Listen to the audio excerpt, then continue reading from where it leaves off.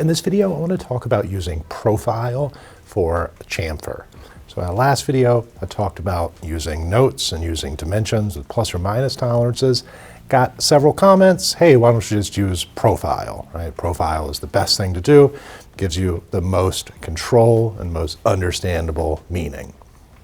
So 1 by 1, 1 by 45, 1 by 45, shown, different ways. We talked about last time the difference in meaning between linear by linear, linear by angle.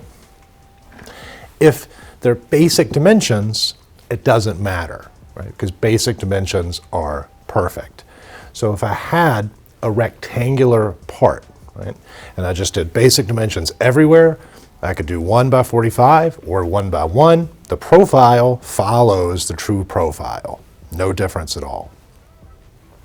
Where things get odd here is we've got two diameters. Right? So this is our datum feature A, the smaller diameter, datum feature B, perpendicular surface. And then we're controlling this larger diameter with the position to A and B.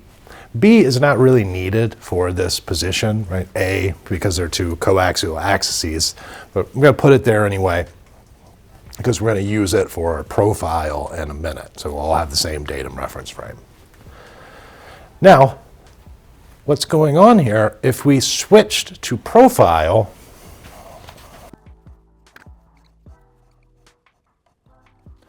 we would make all of our dimensions basic, add a profile feature control frame to A and B because we want to control the size and location of this chamfer as well as the orientation of this angle. And what that would notionally give us is a tolerance zone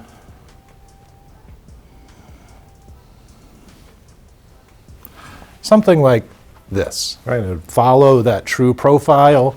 If we had profile controlling this surface as well, right, and kind of follow along.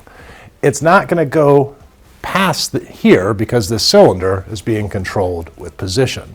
And that's going to be part of our problem here. Basic dimensions need to lead to our datums, right? Because we're going to measure from our datums. There's got to be a chain of basic dimensions back to the datum. With profile, that's normally how we do it. Profile, basic dimensions to our datum features. In this case, this profile, we've got 1, 45, but nothing is linking it to datum A. And right now, nothing's linking it to datum B, but we could fix that. Right, that's not a real issue. What is an issue is the linkage to datum A. If we leave it how it is now, it's unclear what we're controlling with datum A here. You've got kind of two choices. You can make up this basic dimension that controls where the chamfer is in this up or down direction because it's not shown on the drawing, right? It's not implied either.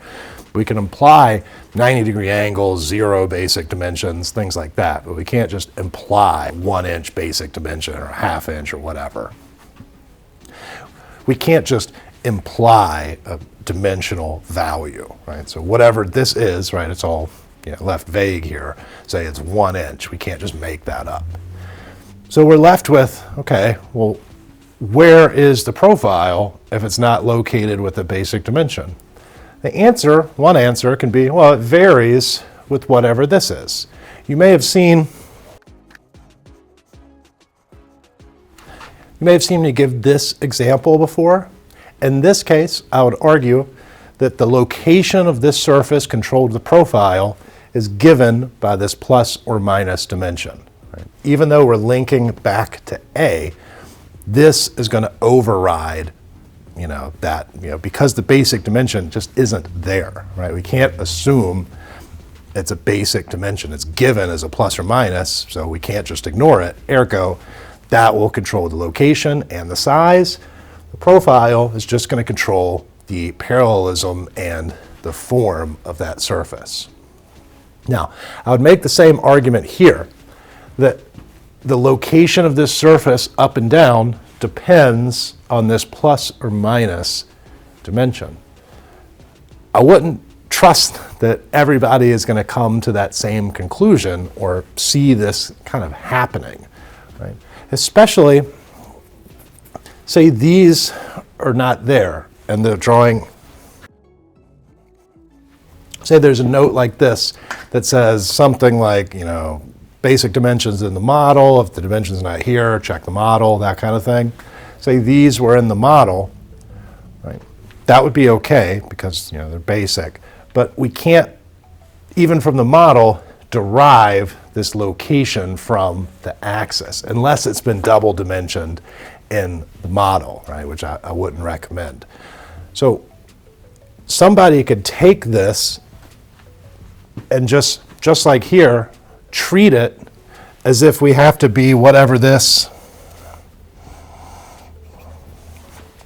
nominal dimension is. They might treat it like it's a basic dimension and artificially constrain it, right? So it's not supposed to be constrained. There's no basic dimension there.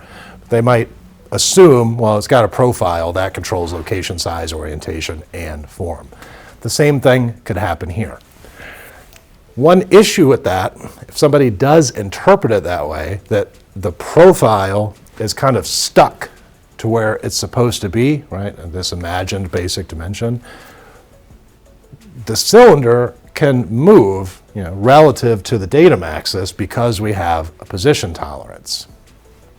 If this profile zone does not move with it, right, you can have a major kind of step right here. The way it's shown now is that chamfer should notionally move with this cylinder and the position, right, because the location of the chamfer up and down is controlled with this plus or minus dimension. So what I'm trying to get at here is profile doesn't necessarily make it better in all situations. In some it does. Again, if it's a rectangular part, basically everything's a basic dimension, you're good to go, it doesn't matter. But when you have something like this where you're depending on, say, a position or a run out, it could become an issue like I've tried to show here. If you enjoyed the video, please like and subscribe, leave a comment down below.